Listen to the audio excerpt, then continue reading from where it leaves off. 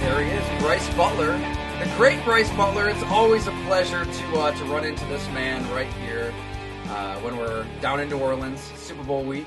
And I feel like anytime I have to write about the Dallas Cowboys and I want to try to figure out what in the hell is what it's like in Jerry's world, I text or call this guy right here because he lived it, he's seen it. You played, I Right. want to say from 2013 to 2018, 2019. Is that right, Bryce? In the league, yeah, 2013, 2019, and I was in Dallas from 15 to like 18 and a half. We can Yeah, go there, yeah. I like it. But you're always keeping it real, and that's why I gravitate towards you. Yeah, you're gonna let the folks know what's really happening behind that NFL curtain. But anyways, how's life? You. We were just talking a little bit before we dinged record. Another baby on the way, so that's fun. Your hands are full, Yeah. mentally Yeah. preparing for this chaos to come. Yeah, man, I got another one on the way. I'm just kind of getting my mind prepared. He's going to be here in October, so the football, at least we'll have the football season. We'll have something to watch and something to take our mind off the stressors of life around that time. But yeah, man, just just grinding. Doing the same stuff on socials, doing a lot of golf stuff. When the season comes around, it'll be more stuff with the Raiders as well. And then yeah, now I got a third one on the way, so I'm gonna have to reinvent the wheel here as far as like the Goo Goo and Gaga earlies. So yeah, just a lot of stuff going on, but we'll be all right. I think you just have to appreciate like the small wins. Like we were kind of in the same boat. We're at soon to be 6 years old, soon to be 4 years old, and then we had Rocco. We're like 2.5 weeks in, and yeah, like some nights you're just up every 45 minutes. He's just cluster feeding, Yeah. whatever what you want to call it. But like it all comes back to you. I know everybody's probably telling you that, Bryce, but like even the swaddle. I feel like the third kid, I finally have the swaddle down where you've got to you take that top fold and you go diagonal across and you need a good tuck. Right. That's the key. You get a good first tuck and then you get a good second tuck, and then it feels like they're in the womb, and you sleep for 1 hour till they're hungry again. Right, exactly. Yeah, I think the other thing too that's a thought where it's like, dang, I can't believe it, was like all our baby stuff that we had, we threw it away. Ooh, Um, like I said, like we thought we were done having kids. I said that off camera. We thought we were done, and we literally threw all our stuff away. Like anything that we had, like strollers, baby seats, you know, anything that was baby oriented, except for like some of those like historic things that we wanted to keep, like those keepsakes or whatever. We yeah. got rid of it, dog. So like we're starting brand new. So that Amazon link, we're gonna drop that in the bio right now. So and Well, hit the registry. That's funny. But yeah, man, exciting times, man. Exciting times. well, I do want to start a movement that the whole diaper party thing is awesome. It's kind of new-ish, I suppose, for our generation, but you just have the diaper party for the first baby. Why can't we have diaper parties like for all two, three, four kids that we have? Right, just have a bunch of friends over, Yeah, bring your diapers, order some pizzas. you know what? You're talking about a baby shower, basically, right? Yeah, it's like the dude version of that. I don't know if they have Yeah, that where so you're at. It's kind of common up in the Northeast. I think well, from what I've gotten, it's mostly baby showers. But I don't think obviously it's like getting married, right? Like you're married, hopefully you're married one time but everybody's excited, especially the woman and her family, because I think their whole not all the time, but like, they're kind of thinking about getting married and what the wedding day is going to look like. And for us, at least for me, I just prayed that my wife was, on point with the Lord and I was going to be there, right? I was going to have one, right? A good woman or whatever. Like that was my prayer. My prayer was never really like, or my visions were never like, what is my wedding going to look like and all that, right? And I think when you have your first child, it's the same way. Like, the baby, like, I remember my wife had like three baby showers, and I was like, why are we doing all that? And it was like the mom had to have a baby shower for her. Then, like, we had our actual official baby shower, and then there was like another one. And then I don't remember having one for our daughter. And they not talking about having one for our third. You know what I'm saying? So I think it's just like the first. Yeah. I think everybody just gets so excited for the first one that they do all that, and then as you get it going, it's like, all right, I don't have to Oh waste my yeah. money trying to Oh, like baby over number one, here. you got Like the crib already. Like you're prepared for exactly, more. Baby number exactly. two, you're kind of like, we'll get around to the crib maybe a month or Right. so into their life. And baby number three, it's like you're just totally unprepared. Like whatever. Yeah, we're like 2 months out, dog, and what was it? It's July. Yeah, the baby's gonna come like end of September or first week of May. I mean, first week of October. I'm sorry. And dog, we don't got nothing up in it. Like, they just like we'll do it when it's time. Like, it's not time yet. Like, you know what I mean? Like, I don't want nothing in my room right now. Like, Yeah. it'll get up in September, like a week before now. So All yeah, right. it'll be fun though. Last note on this because I could just talk about this for an hour with you. But one bit of advice that was passed on to me from Connor Orr at SI, good college buddy. He said you got to lean into the shifts. You gotta have arrange a good like. Obviously, you're in it together when you have a newborn, and you're kind of like in this fight together. But if you can agree, okay, you're sleeping for 4 hours, and I got it on the changing, and then at 2 a.m. we'll switch, and then I'll sleep for a Yeah, good 4 hours. It goes a long way. Just stringing together like yeah, a for good sure. 4 hour window of silence. For sure, for sure. Yeah, Yeah. 100%. I don't disagree at all. All right. Let's start with your football career. I want to ask about the Cowboys of today because you've got some great insight into everything happening down there with that team. But your career, Bryce, I mean, you lasted a long time for a seventh round pick. What was your Yeah. secret? When you look back at your career, like, what are you most proud of? I learned how to control what I could control in college. I went to Southern Cal. Pete Carroll recruited me halfway through his time, my time there. He leaves. Lane Kiffin comes in, and I mean, you've been around football enough to know, like when a new regime comes in, like everything is shuffled. You know what I'm saying? A guy that might have been starting last year, he might not even be on the team the next year.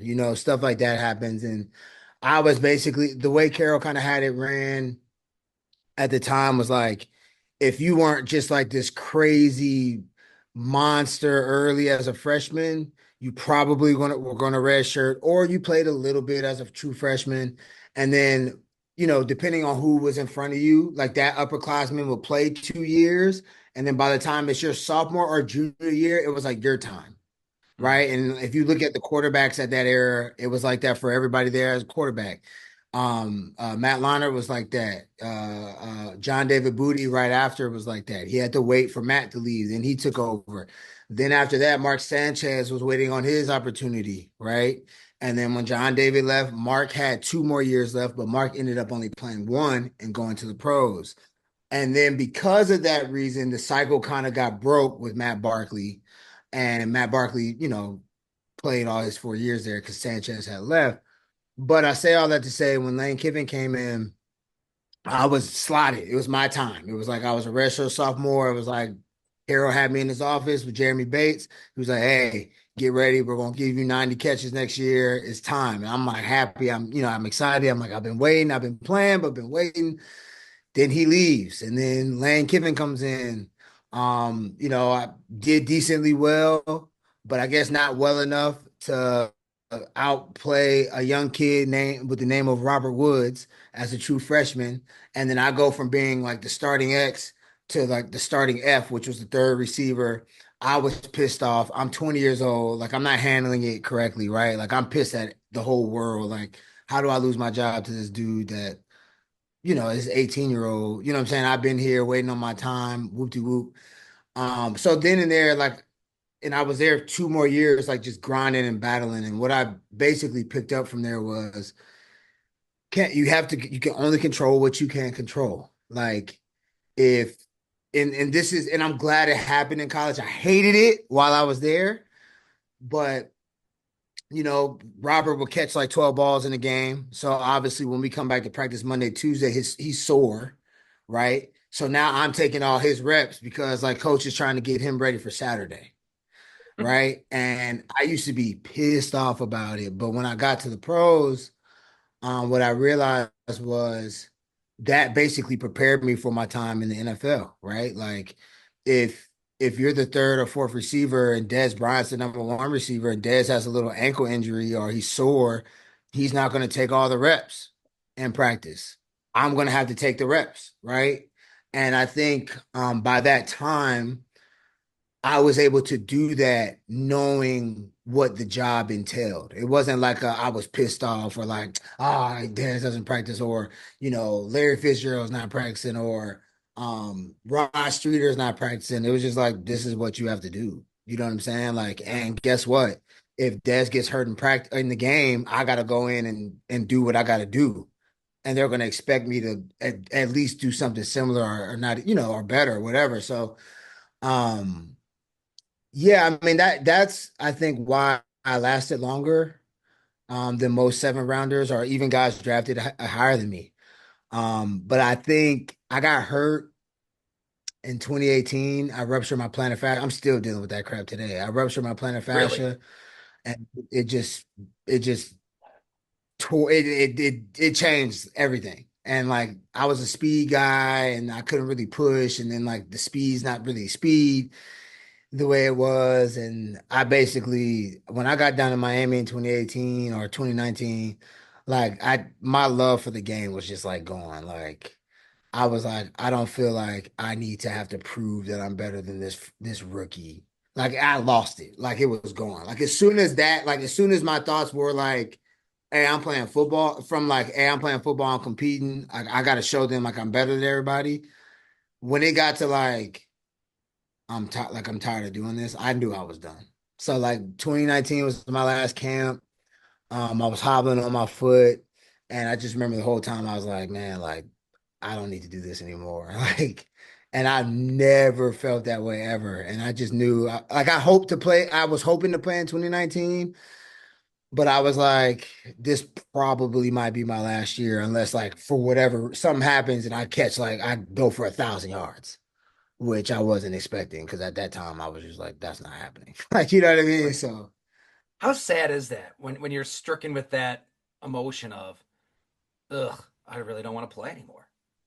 yeah, it's sad, man. Honestly, I think it's more sad when you're like out. So like obviously I was going through, those, I guess you could say those feelings or those emotions during my last camp in 2019 in Miami under Brian Fuller, and he was kicking our tail too. But that's another story. Um Oh and yeah, yeah, like lots so of like those stories. after I got released,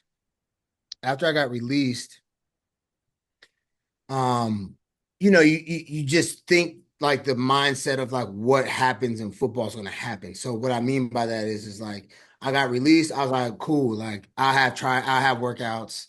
I'll land somewhere, right? Like I'm a veteran. Teams typically like veterans, especially if they get cut week one. They don't have like they're not guaranteed the roster spot, so they can let you go at any point if they want. So in my mind, I was like, yeah.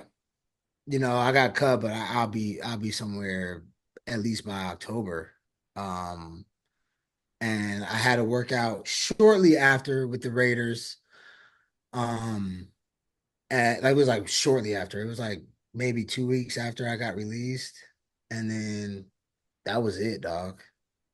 So when So that then, phone's not ringing, it's yeah, it's like, gonna hit you. dang, you're listening to it's funny. Like, I don't know if you ever seen this skit that floated around a few years ago.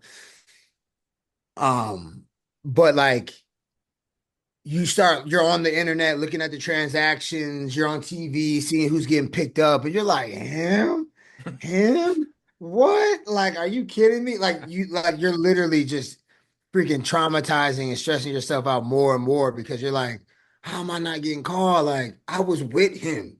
Like, I played way more than that guy when we were on the team together. Like, you know what I mean? Like, what? Like, and yeah. So yeah, you know, it took me a while. I didn't really sit with it that long because like I just got right into kind of what I'm doing now, like then. So I really haven't like fully, I don't think like dealt with it all. And the reason why I say that, because like I went and spoke to the Raiders organization. Some people that came like last year, and I got kind of like choked up like when I was talking about football stuff, and I was like, oh shoot, like I haven't dealt with this yet. Like this is weird. Like why am I like tears? Like you know what I'm saying? So Really, it yeah, got man, emotional it's talking sad. about it. You said what? You got emotional thinking back to it all. Yeah, yeah. I was talking about like, my time in the league and like how it ended and like I kind of started getting choked up and I was kind of like, whoa. Like it shocked me. I was like, what? Like I haven't even cried about like not being on the team or you know what I'm saying? So like why am I Yeah. about to cry now? Talking to these people I don't know, you know? But yeah, yeah, it is sad, man. You think about it, you always say like you're more than an athlete or like football is not my identity, but like that really means nothing until like you're not playing anymore. And then you really have to like figure out like, whoa, football was like my identity. Like literally my whole year was scheduled and planned out since I've been a kid. Um, you know, season ends in December or January, then you take a month off and then you start training again and then you have spring practice and then you're back with the team and then you're like working out with the team in the summer and then like training camp and then season like like that was my life from 8 until I was 29. So like that was my identity. And like, for most people who say it's not, it's like, dog, it is. Like you don't know isn't until like you're done. So yeah, emotions for sure, sad for sure. Definitely. Plus, when you're running a 4.3 at your pro day, I mean, that's kind of what gets you into the NFL, gets you an opportunity, speed, speed, speed, and then you have that plantar fascia, and you just kind of lose that speed. That'd be maddening. Like you said, it kind of lingered. You never really got that back, Yeah, so you're also yeah. feeling like somebody else out there toward the end. Yeah, yeah. It was interesting. Like, I mean, I could still run, but like I couldn't like lean, if that makes sense. So like I never really got the confidence back in my foot to like really like if say I had man-to-man coverage, was like, get off the line and really like lean by him and like really like go because like you're on your toes, like pushing down on that area a lot. And I never really got that. But now once I kind of like got going, I could Mm-hmm. go. But like what you said, all that ties in together because it's like my thing was I'm 6'3", I'm like 215, and I'm faster than you, and you're like 5'10", 200 maybe. You know what I'm saying? Mm-hmm. And like when it got to like you said, like before like I could get off the line and then like leave you to like getting off the line and you're like running with me, like that was like weird. Like, Yeah. you know what I'm saying? Like that was like super weird. But yeah, obviously, and then also too, like I was getting older, so like you kind of tie it all together. But for me, it was predominantly my foot, and I think the thing that used to piss me off, it was like true to a degree, but like I remember doing a workout, I think with like the Texans, and they wanted me to like run a 40, and I was like, I'm not running a 40. Like I was like, I'm 28, I've been in the league, I'm not running a 40. Like turn on the tape. Like I've been playing like for 5 years, like at this point. And I remember like after when we were talking, they were like, hey, like, and I didn't run the 40 and I just, I did my workout, did well. And then they were like, it looks like you lost a step. And I remember looking at the guy in the eye and being like, you've never seen me before in person. So how do you know I've lost a step? There's no DB out here. Like, you know what I'm saying? Like, there's no DB out here that's guarding me that I can run away from. Like, you know what I'm saying? So how do you know I lost a step? But then, like, obviously, like my foot wasn't healthy, so like I was kind of like, well, shoot. I mean, he probably got some validity to that. You know what I'm saying? But like, I just remember being like pissed that he said it. You know what Who I'm was saying? that? Who said that? I don't remember like his name, but it was whoever the guy, the scout or Yeah. whoever that was like running our Texans workout, and I had to talk to after when they told me that like they weren't going to sign anybody or whatever. I What a couldn't tell blunt you. thing to say, though. Just right to your face. Well, you don't Oh, look that's fast how that's how anymore. they are. Like, That's all. I mean, that's all it yeah, is, man. Like, I think that's like a good thing though in football because like it yeah, kind of like teaches you to like, hey, like most of the time you're gonna hear either the honest truth or it's just gonna be a bold faced lie, but like they're just getting you out the door. So like it's cutthroat regardless, right? Like it's cutthroat regardless, and I think that helps us transition into like the real world to a degree because like we understand at any time like whatever we have going can be done.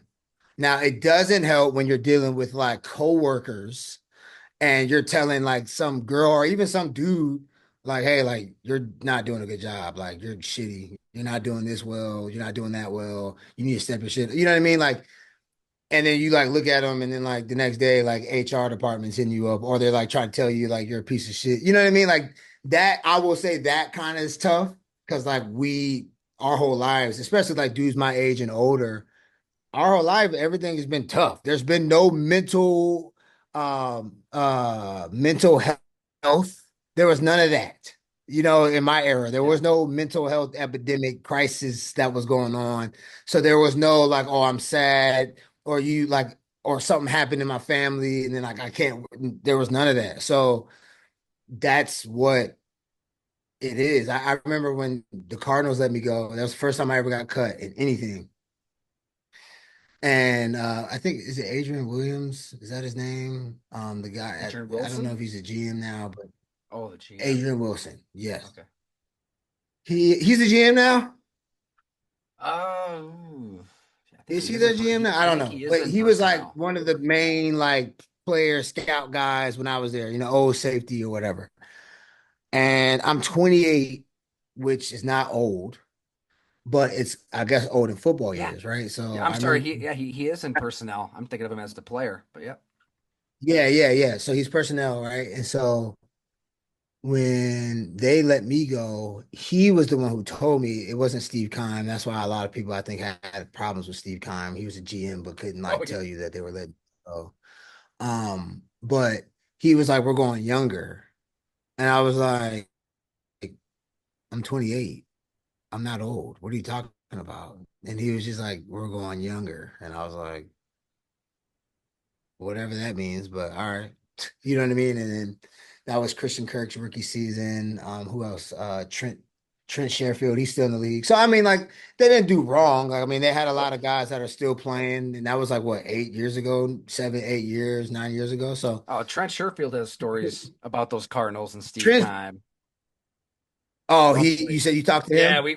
I've talked to him about it. Yeah, just to your point on Steve Keim really not communicating well and wanting maybe lesser talent on the field. It got bad fast. So Yeah, I mean, shoot, I mean, I forgot who they cut me for.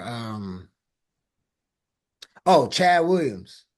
You don't even know who that is. I guarantee you don't even know who that is. So no like he clue. was a second or third round pick the year before I got there from Grambling and checked all the boxes. He was like 6'2", 205, could run, but couldn't catch for nothing. And like you could see it in practice. It was like he couldn't catch. And I remember they were just like pushing him ahead, pushing him ahead. I'm like, yo, like the best lineup that we have that we're throwing out there is like me, Larry, and Christian Kirk. Like every time it's us three, it's like you can't stop us, but they want this other kid to play. And I remember they cut me, and then I think the first 3 or 4 weeks of the season, I was following closely. Like Chad had like a crazy amount of targets. Like I think in the first 3 games, he had like 30 some targets and had like 3 catches. And I was like, that's what I got cut for. Like, you know what I mean? Like that's what I got cut for. So I mean, just how it goes, man. Yeah, yeah. You Your get pulled point though in, they're on like, like hey, the cutthroat nature of the business is awesome though. I feel like yeah, mental health is important. There's a lot of good there for sure.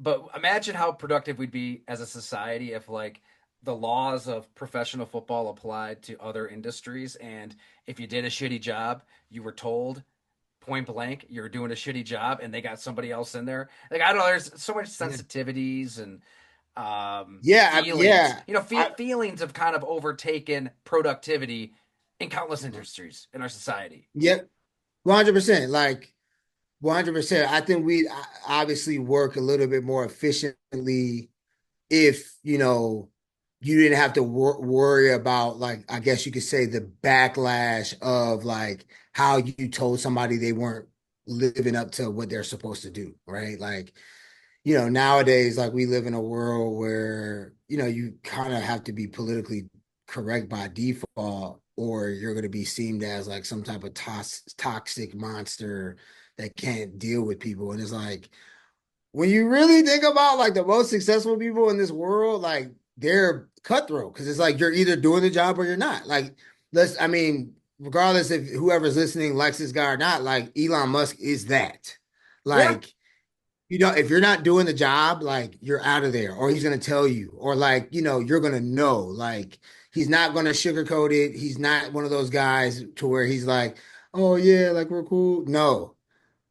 You said you were gonna do this job from June to July. You're not even close, and it's May. Like you're about to like you're out of here. You know what I'm saying? So, um, yeah, I mean, I think it would be better. I think people would have to take more accountability. I mean, obviously, if you get cut, sometimes it has nothing to do with you, right? In football, like there's times where they're like, hey, like we would love to have you, but the numbers don't work out, right? That's basically how I got to Dallas, honestly.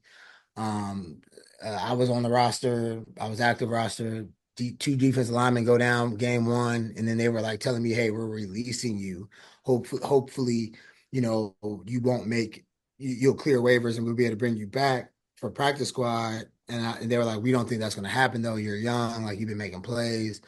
And then later that day, the Cowboys traded for me, because they couldn't get me off waivers, so they did whatever they had to do to get me there.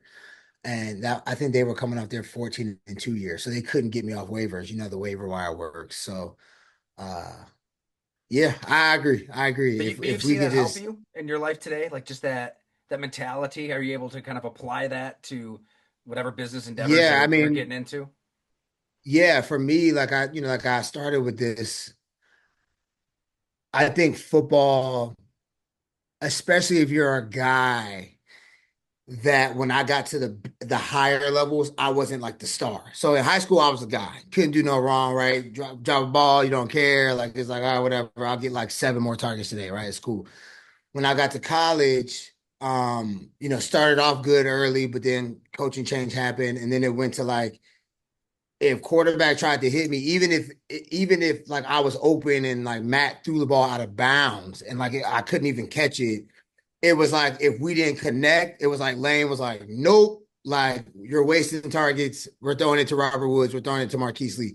Like that's how it was. So, it got to the point where it was like, dang, like I have to make every play count. Like if I get an opportunity on a ball, like I gotta dive. Like if it's within reach, I have to dive. Like that's why I have a lot of diving catches like in my career, because it's like you don't know if you're gonna get another shot, right? Like, so they're not throwing you slants, they're throwing you go balls. Like, you have to make sure you come up with this ball.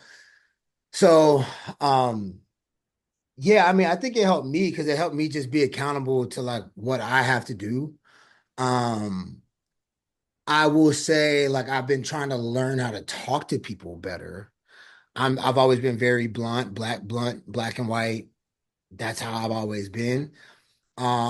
That doesn't work when you're dealing with a girl in the golf industry that like said she was going to do something and didn't do it, or like y'all said y'all were going to like work together and like y'all are working together, but she's like being a piece of crap. Like, you know what I mean? And then like Yeah, but you're in you the want to tell right. her off. Like, what's her defense? Yeah, yeah, you are, but like in today's society, you have to you have to know how to work around certain stuff, or at least convey your message in a better way. I think that sucks. So you got into a Because little like I trouble when that happened?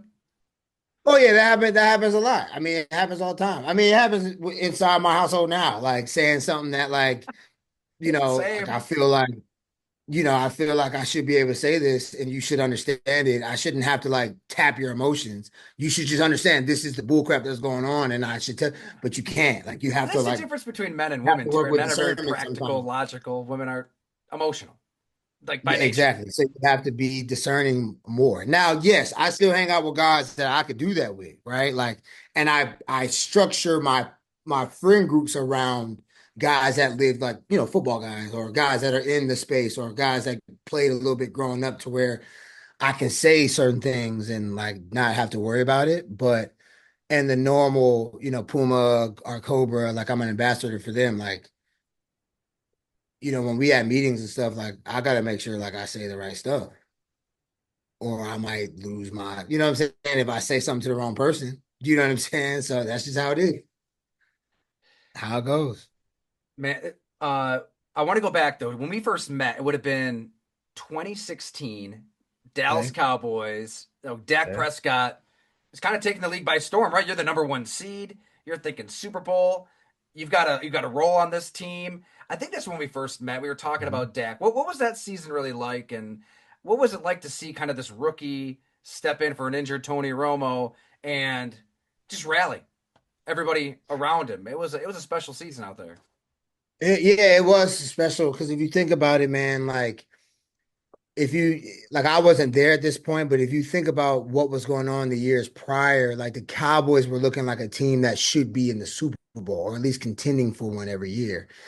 You had the 2015 season, the Dez caught it situation, right? Or 2014, Right. 2015 playoff game where you have the Dez caught it situation where like if I had to guess, I would think they'd go and beat Seattle. You know what I'm saying? And go to the Super Bowl. I don't know, but like they beat them early in the year. You would think they had a chance to beat them. And then the following year, I get there, 15, and Tony goes down. And then, we went through Brandon Weeden, Matt Castle, Kellen Moore. We were 4-12, which was crazy. We still had a shot to make it to the playoffs because like our division was so bad that year. That's right. And Yeah. then the following year, right? We get Tony's healthy. We still have Kellen Moore. And then we draft this guy from Mississippi State that had their team ranked number one for some time during his time in the SEC. And I just remember, like, I still remember like it was yesterday, like him coming in, just being excited, like jittery, me having to tell him, like, hey man, like you can slow down the call, like in the huddle. Like, don't try to just spit it out. Like you're good. You're the quarterback. You got command. Just slow it down. Like I remember having those conversations. I remember looking at him, and I used to DJ. I don't know if you know that or remember that. I used to DJ, so Yes, I that's used to do right. a little bit of that. And I remember I don't even know if he remembers this. I remember we were at like a place called Concrete Cowboy, I think. We were all there. A lot of us were there. And at this time, Zeke's the number one pick, so he's like the guy. But we were all there. I remember Dak and Kayvon Frazier was sitting right next to each other, like off to the side of our little table. And I looked at him and I was just like, basically, all this is a facade. You know what I mean? Like, don't worry about none of this. All this is not real. But I will say this, if y'all ball out, like y'all gonna be like the life of the party. Like y'all will be the life of the party. And then fast forward 5 months later, Dak was the life of the party because he was like the guy. He was the starting quarterback for the Yeah. Dallas Cowboys. Yeah, man, that was a great year because obviously when Tony went down in that third preseason game, it was just like, dang, like Tony's out. Kellen Moore just got hurt in the first week of training camp. So it was like, we don't know what we have in Dak because we really didn't know really until camp because like when Kellen got hurt, like Dak started taking all the one team reps because Tony didn't really practice. He was old, like he was older, his body was fragile, so he didn't practice that much. So Dak was practicing a lot. He was looking good, but you still don't know until you know what I'm saying. And so I think we found out Dak was for real. He did well in those season games earlier, but I think we found out Dak was for real when Tony went out unexpectedly in that third preseason game, and it was like a 3rd and 12, and he goes in there, and I was with him. So like this is funny. I'm starting that game, so I'm there, and I remember I spent a lot of time with Dak before that, just talking to him about a story or whatever. And so obviously his story was like every time he got taken over the rims, like the guy in front of him got hurt, and then he took over, right? Yeah. And so I remember like being on the sideline, timeout after Tony got hurt. get in the call. It was Scott Linehan. Me and him were getting in the call, and then we started running in the huddle together. And I just remember telling him, I was like, hey, like this is literally like your story, like repeating itself. Like, take advantage. Like, and he was like, I got it. And like that's all I said to him. I was just like, this is literally your story. This is what you told me happens on every level. And it happened. This is crazy. But just like do your thing. You know what I mean? And he was like, I got it. And then went in there, 3rd and 12, hit Cole Beasley on a nice little choice route. And I remember everybody was like, okay, like we might have something here, you know? And then it doesn't surprise me he is where he is now. It doesn't at all. So I'm happy for him, man. I hope he keeps doing his thing. That's wild. In the moment, you said that. You kind of, and he didn't Yeah, even miss a beat. Just, oh yeah, I got it. he like literally. I remember just looking at him like, hey, and that was our relationship. So like, if you ever talk to him about me, like he'll tell you that. Like I remember when I was I think it was his second year, like after the season, we didn't make the playoffs. Like I'm in the locker room talking to him about like, hey, like you see the difference, right? Like last year we were 14, we were 13-3. We made it, like, and we looked like we were going to the Super Bowl. I was like, this year we were flirting with it. We're 9-7. We're not going to the playoffs. Like this is how it is, but like you have to be that guy to like, hey, like we're a playoff team. Like you have to be that standard. You know what I'm saying? Like I was like we would have those types of conversations. You know what I'm saying? And even when I was leaving, like he was calling me on the phone a lot, like just like, hey man, like I need you here. Like you're my guy. You know what I'm saying? Like it'd be great. And I was just so freaking pissed that like I wasn't playing the way I wanted to. I just wanted to leave. Like, in hindsight, like I wish I would have stayed because I'm like, dog, the freaking starting quarterback is like not begging you, but he's like, hey, like I need you here, like you're my guy. You know what I'm saying? Like, Yeah. and like for whatever dumb reason, like I wasn't listening to that. I should have listened to that. You know what I mean? Now, mind you, my foot was still messed up. I was gonna hurt my foot regardless, right? But who knows if I would have stayed there and Sanjay, me and him didn't see eye to eye when I came in back there in 2018 at all. So who knows? Like maybe we would have had a better rapport if I would have been with him earlier in the season, in the spring and. But yeah, man. Sanjay Lau. I remember So covering him in Buffalo. Yeah, he's been in the NFL forever. yeah. So um yeah, back to that like time when we were at that bar club or whatever talking like I don't think anybody would have thought Zeke's situation would have went down so fast and like, Dak's Yeah. situation would have been the way it was. So So he's just yeah. there at the bar. Nobody really knows him. He's just, Yeah, and we were all fourth together. round It was a lot pick. of us there, and it was Yeah. like imagine like you've been to a club or a bar before where they have sections where you can stay, and like we have had a section. It was like me, Lucky, Terrence Williams, like Devin Street, like all of us. Like we had a table, we were hanging out, and then like they were like kind of like off to the side, just like not like they weren't like partying or like being like cast outs.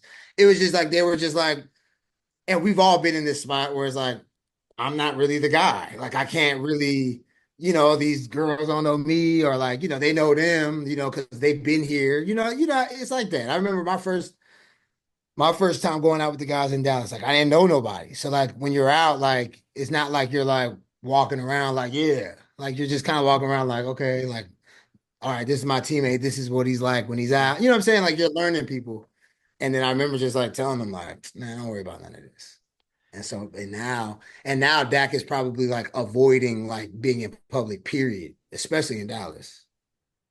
I mean, that first year, you're a Aaron Rodgers to Jared Cook miracle away from hosting the NFC Championship game. I'm sorry, Bryce, but that's as close as Dak has come, right? And he's been to the playoffs, what, 5 times and 9 seasons. He's been more than solid. I mean, he's been a star at times. 2023, he's a legit MVP candidate. I think he finished second in the voting. When he threw for 4,500 yards, 36 touchdowns. So we've seen like these moments from him. Like, yeah, he is in this upper echelon. Yeah, you can win a Super Bowl with Dak Prescott, but it's been almost a decade. I feel like the whole world's having the Dak Prescott debate in this dead Yeah, period of the NFL calendar. What do you make of his career? And can he get Dallas to that next level? It's always about that with the Cowboys. Can he get there, right. It or is right, is Dak who he is at this point?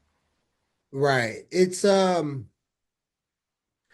know what that's so tough to answer, right? Like it sounds like a loaded question almost. Like, can Dak make take a team to the Super Bowl. I do think he can take a team to the Super Bowl. I think he's a leader enough to do so. Um, like just how I thought Tony Romo was a great leader. You know what I'm saying?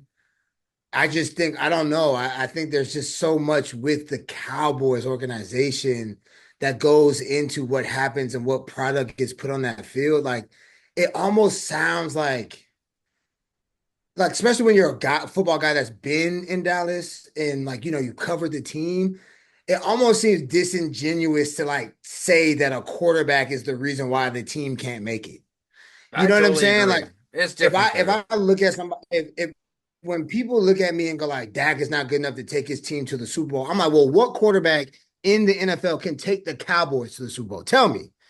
Because I almost say the same thing, dog. Like, even if Pat Mahomes is the Dallas Cowboys quarterback, and just say like Dak was in Kansas City, I say Dak goes to the Super Bowl at least one time, and Pat doesn't.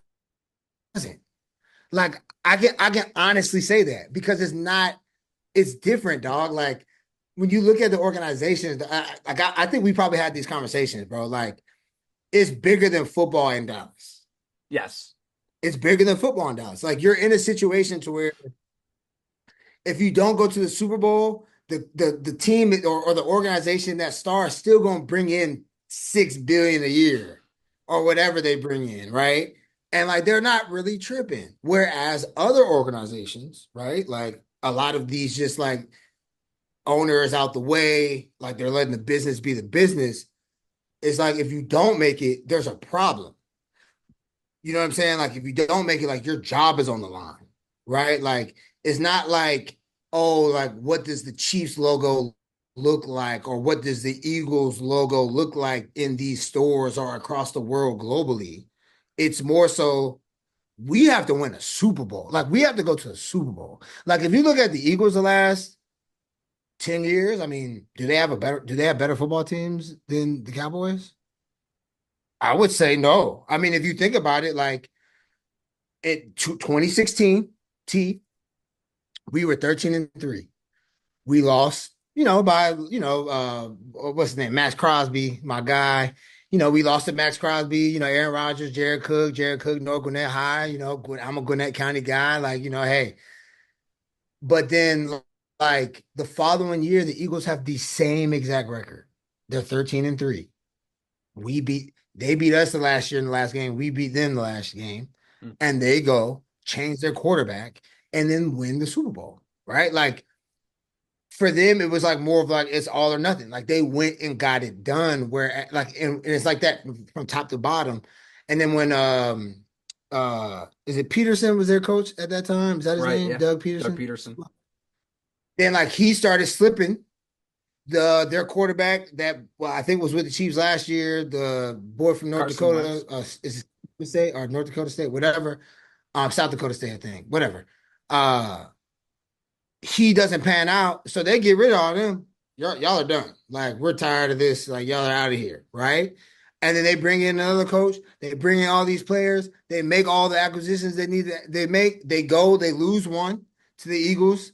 Not the Eagles. They lose one to the Chiefs. They made it, but they lost one to the Chiefs, right? Then they go back. The following year, they look just as good. And then I think I would like to say Jalen Hurts was hurt, and their team just kind of wasn't right. Like he wasn't right, so they had a great record. They were like 10-6, but they just didn't look right or whatever. And then they went to the playoffs and they lost to did they lose to my boy Baker? Did they lose to Baker that Yeah. year? Oh, it got Then they blown lost out. to Baker. Like they went down to Tampa and Baker dotted them up, right? Oh yeah. And so and then you hear the way that they were talking, like the players and the coaches and all that, they were not happy that their season ended that way, right? Like they were pissed. And it was almost like, yo, if Sirianni don't get the job done this year, like they're gone. Like they're out of there, right? And guess what? They do what they were doing the last couple of years, but then they sealed the deal. You know what I'm saying? They go get their revenge on the Chiefs, right? And they sealed the deal. And like you could see there's an urgency there with Philly, even with the fans. Like there's an urgency, like yo, like we have to do it now, or like it's a wrap. You don't honest to God, You can tell me if you think opposite. I don't think there was an urgency within the Cowboys organization with the head coach and anything that's been going on the last 3 or 4 years. McCarthy was just like, you know what, y'all don't want to extend me. All right, I'm out. Yeah. It wasn't like you ain't got the job done. You're gone, Bucko. It was like, we'll sign you to another 1 year or 2 year small deal. And he was just like, no, I'm not doing that. Like you're wasting my time. Like, you know what I'm saying? Like I won 12 games a year. You're wasting my time, which he fair, right? But there's no sense of urgency. Whereas like I can almost guarantee you if Andy Reid and Patty Mahomes the next 2 to 3 years start going 7-9, 7-10, there's going to be we're Yeah. getting rid of Pat Mahomes and we're getting rid of Andy Reid talks. Like it's going to happen, and it's not going to just be media driven. It's going to be driven from the organization. That's what I'm trying to say. I think when it comes to the Cowboys, a lot of the talk is media driven, right? Like Stephen A is laughing at the Cowboys, and Ryan Clark is they're trying to tee off on the Cowboys. Shannon Sharp is teeing off on the Cowboys, right? That's media driven pressure. Yeah. There's no pressure within the organization. While other organizations, there's pressure there. You know what I'm saying? So I know I'm going all the way around the block here to answer this question about Dak, but yeah, I do believe Dak is a Super Bowl talent quarterback. Like he can go to the Super Bowl. Like we've seen, I mean, dude, what's his name took his team to the Super Bowl, and we thought he was a bum until he got to Detroit. Golf. Everybody thought Golf was like he's whatever. He's a system guy, Hmm. whatever. Doesn't have a strong arm. But he took his team to the Super Bowl and went toe to toe with Tom B. And then now obviously I think he's garnered respect because like he's killing it in Detroit. You know what I'm saying? But yeah, I think that can win it. I just think it's unfair because of like he's in Dallas, dog, and like I honestly believe like if he were drafted to any other team they wouldn't be unless he went to like New England, right? Like right as Tom was like exiting, there would be no conversation about like, oh, Dak can't take his team to the Super Bowl. Like Dak can't take his team to the Super Bowl. They're not talking about Trevor Lawrence like that. I really thought Dak was going to play hardball for a moment there and get to free agency for all of this, for all the above. Yeah, Because you're yeah, absolutely right, Brice. I've talked to people in the organization. We've written about it, and they say it's a total circus. The quote football is an afterthought.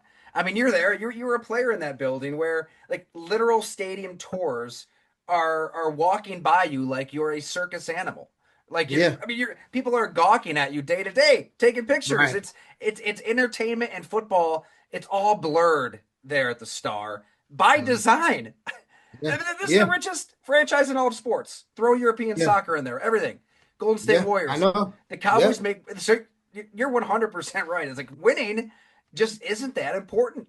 It's just not to Jerry Yeah. Jones and Stephen Jones, who by the way have conflicting visions for how to build this thing also. But there was a story this front office exec told me where Mike McCarthy was the coach and you got a quick 10 minutes to kind of get lunch before you go to another meeting and he's standing in line and there's like 12 15 people there, half of them are in the marketing department, they're all yucking it up for an hour and your head's spinning and he just is like looking around like what is this, what the hell's going on here?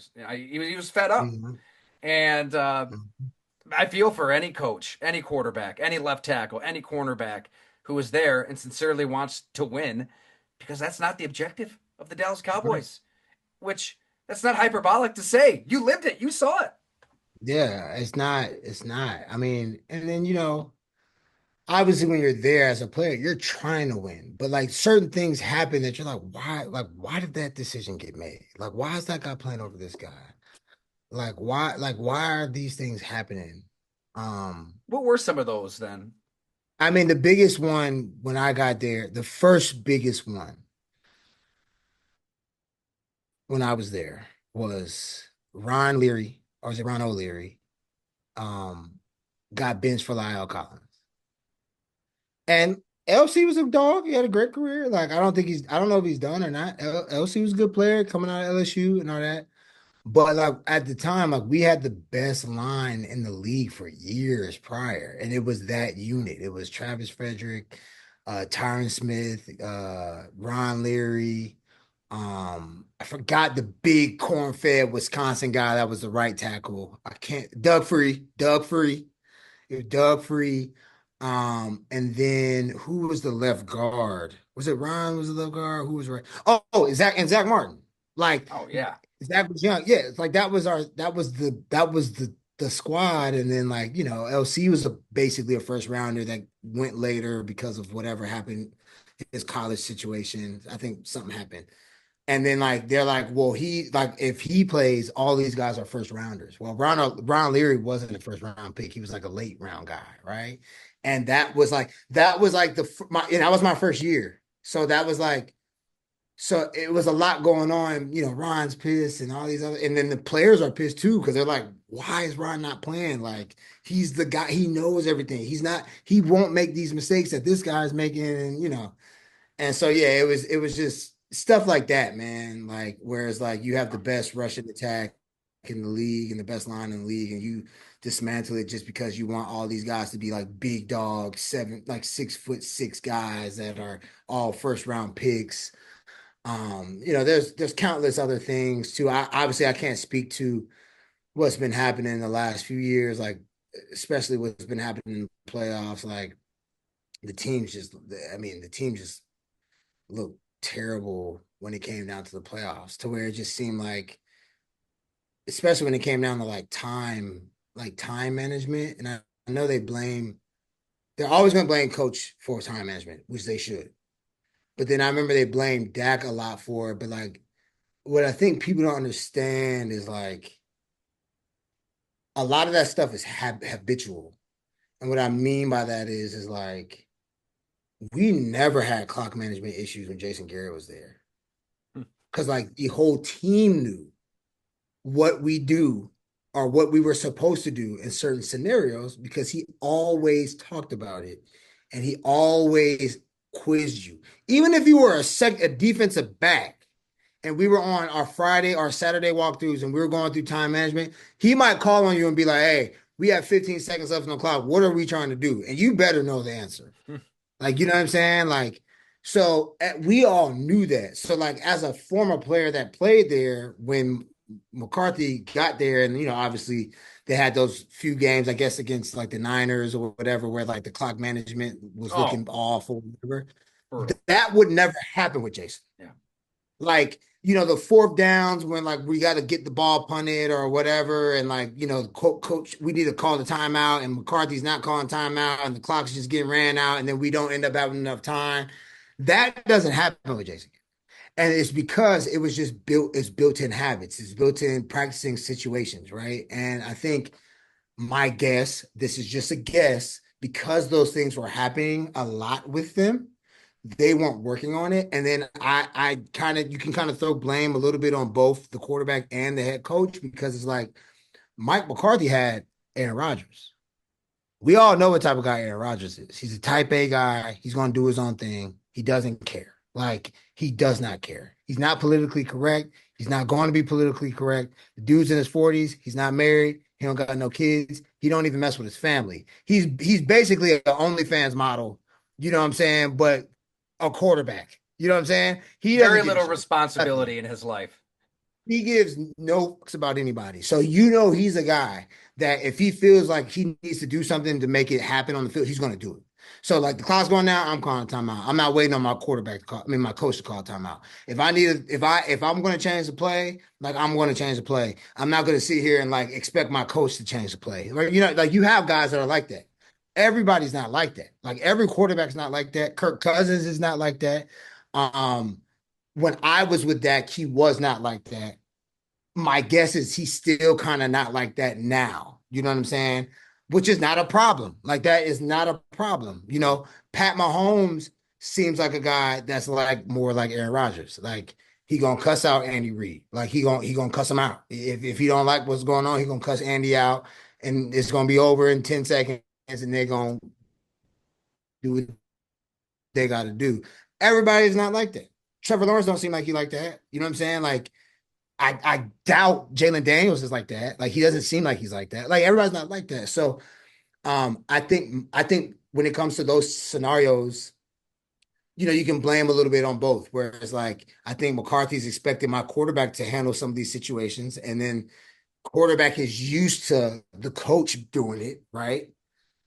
And then it doesn't get done. So yeah. Also, you've got Jerry Jones central to the entire operation, where I don't know. My eyes were open. We've written about the Cowboys a few times, and there was somebody who told the story of a draft meeting where there's some time between picks, and just out of nowhere, Jerry Jones just shares like an unbelievably inappropriate sexual escapade of his to all. His daughter's sitting right there, and like nobody really bats an eye. It's like his daughter's heard this before, and this guy just couldn't Yeah. believe it. And I wrote that in the story. And like no, I'm thinking like, oh man, this might It's gonna pick create a up. ripple or two. Like nobody cared. It's like no, this is just life down there. Like everybody sees it, everybody lives it. So I don't know. You got that going on. He's the one in charge. I remember you telling me the story of like in the locker room where Jason Garrett might be giving a speech and Jerry would just kind of brush it to the side. No, I Yeah, let me got this, talk real Jace. quick, man. Hold Let me on. talk. Which, Yeah, as let a me holler at player, I mean, you're you. seeing your coach emasculated like that in front of everybody. That creates a weird dynamic. I mean, he is That was central. weird for me, Tentacles dude. are all over. When I first got there, that was so weird for me. Like, remember, Pete Carroll was my coach. Then I had Lane Kiffin, who's, a good coach, right? Like he's proven to be a good coach. Um, uh, then I had Rocky Long in San Diego State, and he wasn't no pushover slouch, right? At all. Like out of all the coaches I think I've ever had, like Rocky, I was more scared of Rocky than anybody. Like Rocky seemed like a guy that could like throw a right hook, steal, and he was old and land it and knock you out if you pushed him to it. Like he was that kind of guy. I love Rocky. Shout out to my guy. Um, but I had all these like alpha coaches in their own right. And I'm not saying Jason Garrett wasn't, but Jerry Jones was just so different. I remember my first game was 2015, September, second week of the season. We played Philly. After the game, like I'm seeing all these cameras and microphones in the middle of the locker room, and I'm like, who's that? And they're like, oh, Jerry's doing the interview. I was like, Jerry Jones? They're like, yeah. I was like, he's doing an interview for what? And they were like, bro, that's how it goes. And I was like, what? Like, I was like, what? Like, why are they interviewing the owner? Now, mind you, I've been watching ESPN my whole damn life. I've been seeing it my whole damn life. I've been seeing Jerry Jones getting interviewed a lot. Like, I've seen it. I actually hated the Cowboys because I was like, why are they always talked about? You know what I'm saying? Like, they're not good. Why are we still talking about them, right? Yeah. So yeah, and I remember it being such a big shock that first game, seeing that he was pulling an interview and being like, what the heck? Like, why are they talking to him? Why do they care to talk to him? And why does he want to talk to them? Let the coach talk to them. Like Tony Romo's hurt. Like, let the coach talk to, you know what I mean? Like, I mean, yeah, but you get used to it. And Jerry's a great guy. Like, Jerry knows everybody by name. He'll come up to you, shake with you. Like I guarantee you right now, and I should do this. If I call Jerry and was like, "Hey man, like I want to learn a little bit more about business, real estate. Like, can you point me in the right direction?" I guarantee you, he'll give me recommendations. Like that's the type of guy he is. Like you know what I'm saying. So matter of fact, I need to do that. I need to write a note down. Um, but yeah, like that's the type of guy he is, man. So like you just kind of get used to it, and then like I said, you have a moment like how I had with Undisputed and Fox when I left the first time, or you have like with Tank when Demarcus Lawrence leaves, and they'll say, hey, I didn't think I could ever win one there. You know what I'm saying? And it's not that like you're faking it or like you didn't try when you played. It's just that like over time you just start to realize like this is what's going on here. It doesn't really feel like they're trying to win. Like they would rather me put on my jersey and go to this optical camera charity event thing than like me focusing on like what what I'm saying? Like that's what it Yeah. feels like. So What do Ron Wolf, Hall of Fame GM, Green Bay Packers? I mean, he was that team was bashing his head against the Cowboys in the '90s for a while, but he always said like our inherent advantage is living in Green Bay, Wisconsin, with no Yeah. owner. Like you're drafted by the Packers, you traded the Packers. It's football. Like you don't Yeah. have these like You're the commercial city. engagements and speaking engagements and promo here, promo there. It's just about the football, and it sounds cliche, but it really does matter because it's not just about the football in Dallas. It's It not. does matter. And I know most of those players hate living up there. But it actually helps a lot of players stay focused. And even dudes that even dudes that are like married and or like, have a girlfriend, like typically you'll see and I know a lot of them, like girlfriends will be up there with them for the season. And Yeah. the main reason is because there's no nightlife. You can't go out and do something. Like, you know what I mean? Like you ain't finna find that there unless you want a girl that rides on a John Deere tractor, which most of those guys don't.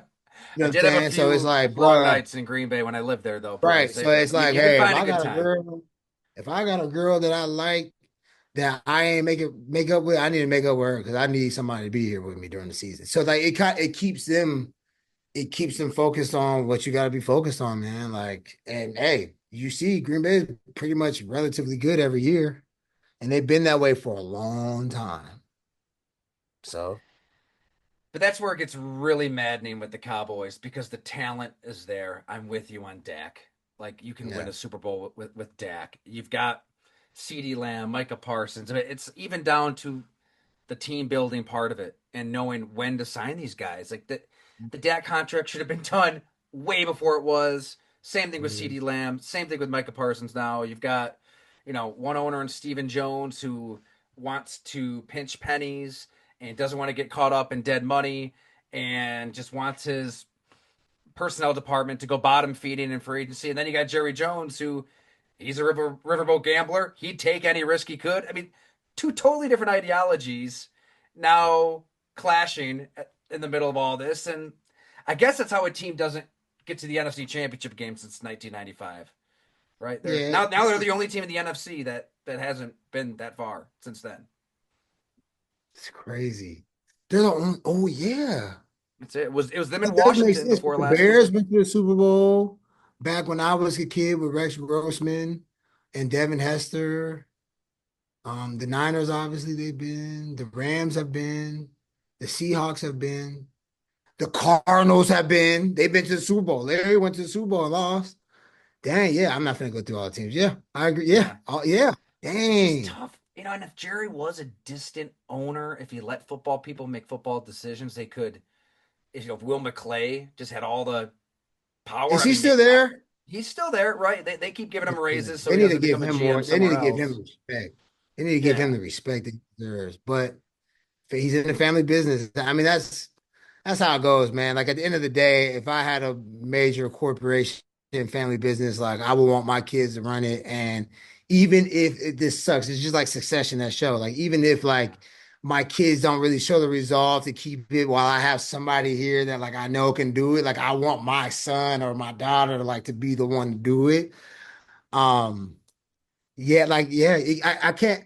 When it comes to that, I can't be mad at him for that because like I get it. I totally get it. Like it's a family business. You got it to where it got to.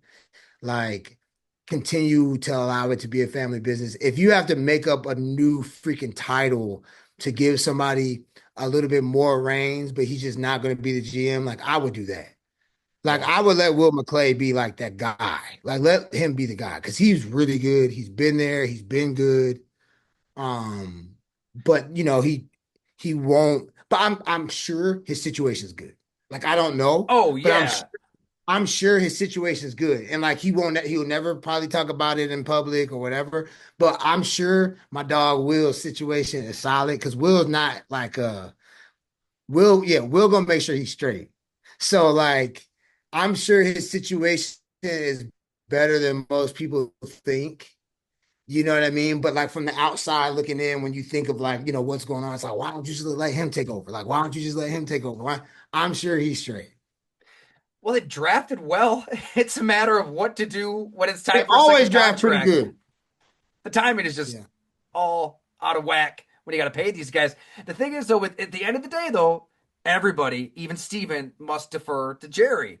And I don't know, I'm thinking back to this Yeah. point last year. He had a press conference, had a training camp, and it was really like Biden at the debate. He just was confused, meandering, all didn't Oh make any man. sense. I mean, I had to pull up the quote. It was this is Jerry sitting next to Mike and Steven. Quote, I'm all in. I'm all in. Sometimes being all in means you narrow, you remove the months out here that are all in the future, and you narrow it down into all we're talking about is right now and the next playoff season. And that's it for everyone. We're all in. We're all in. It's all right there. Let's. Okay. I got to stop myself. This goes on and on and on and on. It doesn't make any Yeah. sense, and that's where it's a problem, right? If he's kind of losing it and he's making some irrational decisions on top of that, and he always kind of has been, and football's not the priority. I don't see how Dallas wins this year or anytime soon, regardless of what Yeah. talent they have, regardless of who's quarterback. And that Yeah. I don't I know. honestly I don't guess even they know don't if have a they got. question for you. It's just kind of sad, Bryce. I feel for Yeah. Cowboy fans out there, believe it or not. Yeah. Could be tough sledding, but they might surprise us. They might not. Who knows? But Yeah. yeah, I don't know. See. Hey, well, you're gonna keep it real, which is appreciated. I imagine there's probably a lot of former players who lived it and feel the same way. I'd imagine too, and are just shaking their heads. Oh yeah. Yeah, yeah. If you could be in those group chats that some of us are in, you know, there's a All right, lot being Bryce, talked. you've been so generous with your time. Let the folks know where to find you. I know we didn't even get into your golf, but you're a YouTubing golf sensation. Is that correct? Kind of, sort of. So, like, I got you can follow me on all my platforms. Is Brice with an I underscore Butler on everyone on TikTok, on X, on Instagram, on YouTube. Yeah, got a lot of things going on. I did a lot of golf media in the past. I'm still doing that. Doing football stuff as well, but I'm developing a podcast right now that I'm working on that's kind of going to be about like people and how they tick. It's not going to really just be about sports or just about like golf or football or whatever. It's going to be about people and how they tick and like how they get things going and how their curiosity probably brought them to being successful business owners or successful athletes or successful content creators or whatever it might be. So yeah, I got that coming. Don't really have the title of it yet. I think I have it, but I don't have it officially. So I got that coming. So be on the lookout for that. But yeah, Fantastic. Definitely. We'll share the good word whenever that podcast launches because I think after listening to this, people are going to want to follow you wherever you are, Bryce. That was amazing. Thanks so much for hanging out with us.